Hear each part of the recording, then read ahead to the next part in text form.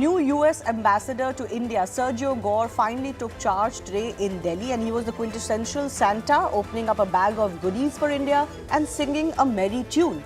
But India will be wary given how one good statement from a US official is often followed by a bad cop. That's the kind of relationship India and US have had recently, one of thorny comments followed by praise and warmth, and the cycle repeats again. So will Gore's comments really break the ice as he announced that the trade deal is very much on the cards and India will be invited to be part of the Pax Silica next month? Let's break down his statements and read between the lines first up. He said President Trump's friendship with PM Modi is real, quote, meaning two leaders are indeed close and continue to be friends regardless of the recent friction and the thorny relationship. Then he said that US-India relationship is not based just on shared interests, which is a very popular line that has been repeated many decades, but is anchored at the highest levels. Basically, the friendship between Trump and Modi is indeed an added factor as far as this relationship is concerned. Real friends can disagree but always resolve their differences in the end was his most significant statement today. This statement accepted current problems but suggested that no current dispute threatens the long-term relationship. He reminded the Indian audience that Rubio stated that this year will be a year of reciprocity. So here comes a reminder of what the USA needs from India, and that is key for them. Their entire policy and diplomacy is based on this term, reciprocity. Another significant statement was no partner is more essential than India. Could this be read as a statement to India amidst the discomfort that we have in India over USA's growing Pakistan ties and this bonhomie that has been on show? That remains to be seen. Now, Sergio Gore is not just the United States ambassador to India. He was a former White House personnel chief and is a special envoy for South and Central Asian affairs. He ran the pro-Trump super PAC Right for America and is nicknamed Mayor of Mar-a-Lago for being very close to Donald Trump. So his appointment is key indeed for India. Let's also tell you all about the Pax Silica that India is invited to and why it's a critical gesture by the US, no pun intended. The goal is to secure and diversify supply chains for AI and advanced tech. The focus areas are critical minerals, semiconductors, advanced manufacturing, AI, logistics, energy. Members currently are US, Japan, South Korea, the Netherlands, UK, Australia, Israel and UAE. The aim is to counter China in rare earths and critical components, ensure that aligned nations maintain technological leadership. The significance is that it establishes a new economic consensus for tech security, and therefore the invitation to India is indeed key. But how should India handle, how can India handle this real friend USA that comes with the reciprocity condition? That's coming up with our guests.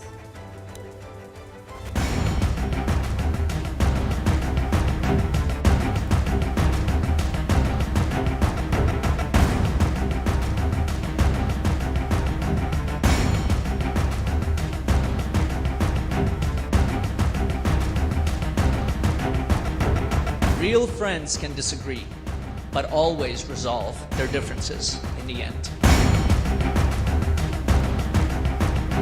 I'm pleased to announce that India will be invited to join this group of nations as a full member next month. Both sides continue to actively engage.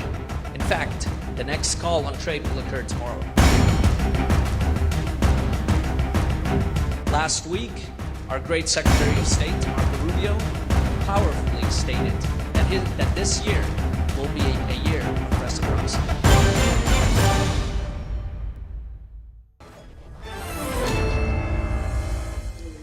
Let's go across to our guests. Joining us, Anil Trigunayat is former diplomat, Tara Karta, former director, NSCS, and Prateek Dattani is MD, EPG Consulting and former UK FICCI head. Tara Karta, I begin with you. We have a certain reading and I broke down what we think Sergio Gore's comments are and what they mean for India-US relationship. What was your understanding of the kind of statements he made today? Certainly on paper, all great comments, but would India still be wary of what US actually does aside from these comments? I think there would definitely be a considerable degree of wariness, especially in terms of defense deals. In other areas, you're still, in trade, now we've understood that you have to give a little. And frankly, there are areas where we could improve our own trade tariffs for our own good. already started, I think we've had 7 free trade agreements over the last 3 years. 3 have been in the last few months. So we've already going towards that side. In terms of reciprocity, I think the ambassador will agree with me. Diplomacy is about reciprocity. So it's just that he's putting it there up front and making it into this very, what shall I say, a very gung-ho statement that this is all. It's always been about reciprocity. There are no free lunches in international relations. But the fact remains is that it is still your own most important trading partner, highest source of remittances, highest number of students studying abroad is in the US. So there are these significant underlying commonalities, right? That is a given.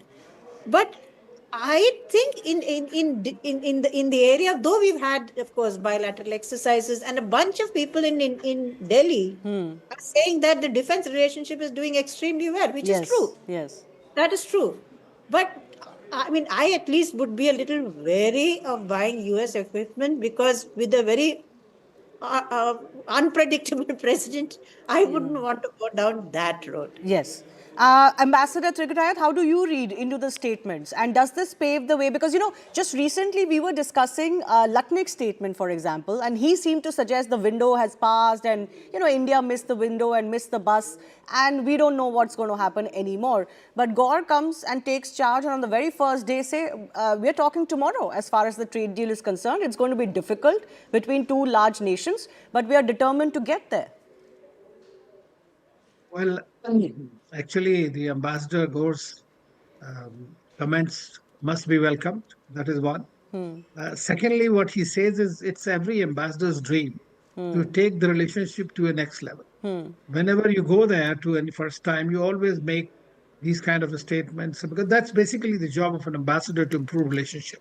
But the relationship between India and the US is not something that India has exploited. It has come because of the extraneous conditions put on India by the United States, whether it is the trade or another domain, or very indirect way, like on the Russian oil, which was totally uncalled for and questionable judgment, frankly, tried to push India into a corner, or the kind of relationship they have developed with Pakistan, for that matter. Yeah. These are all security concerns for us. Or hobnobbing with China, making into a G2. So those are larger issues. And you read what is the statement he quoted of Mr. Rubio, which clearly said that 2026, like 2025 was a gone year, we know, will be a year of reciprocity, fair trade, shared security, and mutual respect. Yes. Now, all these are very loaded words. They can be interpreted the way either. But I am very happy about this, because we must look at the relationship in a transactional manner. Today, it has lost that particular sheen that it has under the garb of global comprehensive strategic partnership. So it is a very good thing for India. It's a sort of a wake-up call. Yeah. We want reminder close of the world that relationship we deal United with. States. Or It's at a least, very important relationship. no, at least it's a reminder of the America we deal with under Trump. Now, nobody knows what happens post him. And I think nobody will write the final word on this, because Trump is not here forever to stay. Unlike what he may sometimes suggest. But Mr. Dattani, I want to come to you. There is a specific emphasis on the real friendship between Trump and Modi, because the whole world, certainly us in India, have been talking about how Modi's diplomacy, as some like to call it in India, may have failed with Trump, or Trump surprised Modi. Do you read in Mr. Gore's comments that the two continue to be close but are hard negotiators, something Trump has accepted in the past as well, and something that will be leaving Indo-US relationship in good stead? I think the interpersonal relationship certainly helps, but it hasn't helped over the last year or so. In fact, where I'm sitting right now in London, Keir Starmer can claim, and multiple British prime ministers over the last few years can claim to have a special relationship with the US. And still, Britain had to have a trade deal with the US with tariffs. So I think that personal relationship only goes so far. As the earlier speakers have said, this will be a very transactional relationship. And the one big data point I see, which goes against that argument about the personal relationship, is that the US produced the National Security Strategy document just in November. The slimmest one for many, many years. India was mentioned 4 times. Whereas under Biden, even under Trump, Trump's first term, India was mentioned 8 times. And if you go back to Bush in 2006, India was mentioned 11 times, actually in glowing terms. The importance of India from the government point of view in the US has diminished very significantly. So, Tarakarta, what does he mean, Sergio Gore, when he says no partner is more essential than India? My reading was, I could be wrong, that this is a message to India because we are not very happy with the growing bonhomie with this Field Marshal Munir that Trump keeps talking about. So maybe it's a reminder to India that yes, we are friendly with Pakistan, but no partner is more essential than India. How do you read this, given what Mr. Dadani is saying? I don't see, compare Pakistan and India. What has Pakistan got to offer other than bases, of course? I mean, let's put that aside. I mean, let's be fair, Tarakarta. They've got enough to offer and they're willing to offer it. Let's accept the situation. No, they are willing to offer everything. Let's face it, that is Asim Munir's question.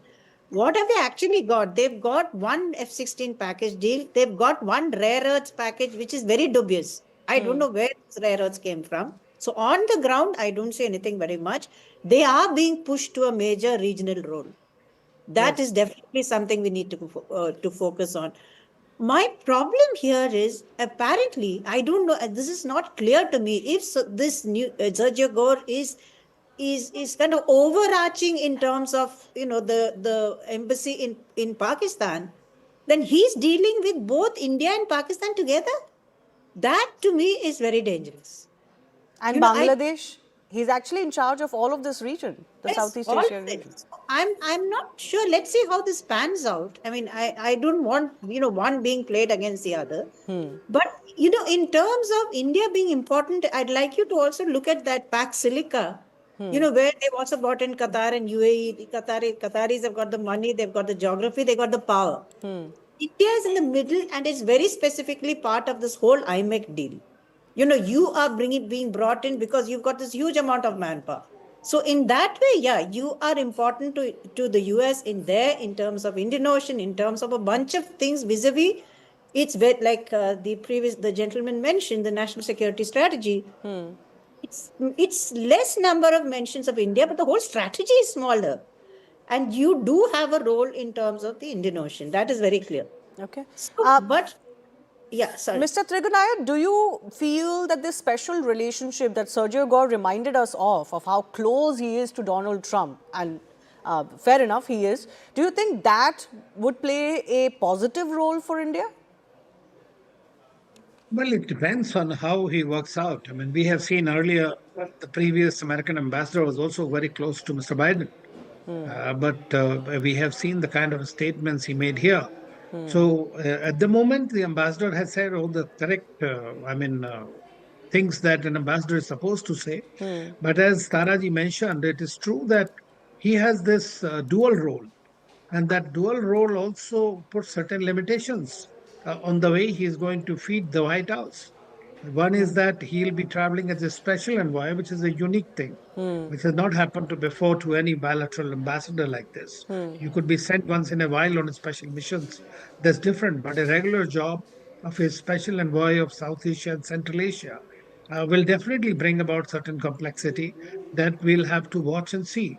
Of course, USA does understand, and there have always been a bipartisan support for cultivating good ties with India. And that's the reason we reached in the last 25 years because of their overall pivot that was moving toward Asia and in which India played a very key role.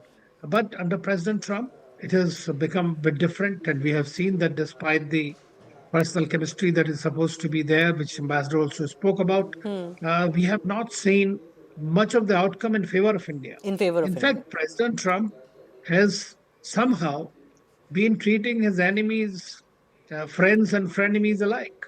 So, in that sense, I think we should not complain about it and look around for diversification of our relationships and continue to do so while working as closely as possible with the United States. Mr. Dadani, at least one positive thing, and this is now on record, this is the official statement that the trade deal is very much on the cards. Both sides are engaged and are regularly engaging as soon as tomorrow, as Mr. Gore said, on closing this deal. That's at least a good positive for both countries. Yeah, absolutely. And the fact that he's now in India and focused is a very good thing in order to be able to accelerate the end of the trade deal negotiations. It will still put India in a worse position than India was a year ago, but it will be in a better position than uh, living in uncertainty with the U.S. Why do you administration. say worse than a Um, year ago? well, India will end up lowering tariffs for market entry of U.S. products, and the U.S. will end up erecting more tariffs for Indian products. So you're saying, suggesting that that 1 year window that has been lost, there's no way to make up that for make up for that for India. Well, I think if you look around the world, the trade deals the US has struck, there hasn't been a single country which has got a better deal with the US than what existed a year ago before Trump. Everybody's had to start paying tariffs. And so India will be the same. The certainty is going to be there, which is wonderful. But India will end up paying more tariffs than it does today, or rather than it did a year ago. And can I finally ask you, according to you, what would be the best way to deal with Trumpism, which basically Sergio Gore also outlined what Trumpism is, what diplomacy under Trump is, and what this new America is? What is the best way for India to deal with this America? So there's two very different examples on the global stage. Both of them have, depending on your perspective, have succeeded or not. So the way the South African government has done it is they're conducting naval exercises with Russia and China currently, and South Africa was excluded from a G20 meeting as well. So their approach of keeping the US at arm's length has not worked. The UK's approach has been very much to excuse a lot of things that Donald Trump has said and done, has tried to acquiesce and be the smaller partner to the UK. That's worked for the UK to some extent. India's answer is probably in the middle, to be strong. The reality is the US needs India in the Indo-Pacific. That is the most key country alongside Japan for the US to establish authority in the Indo-Pacific and curtail China. So India should use that card very well. Okay. I leave it at that. I do thank our experts for joining us.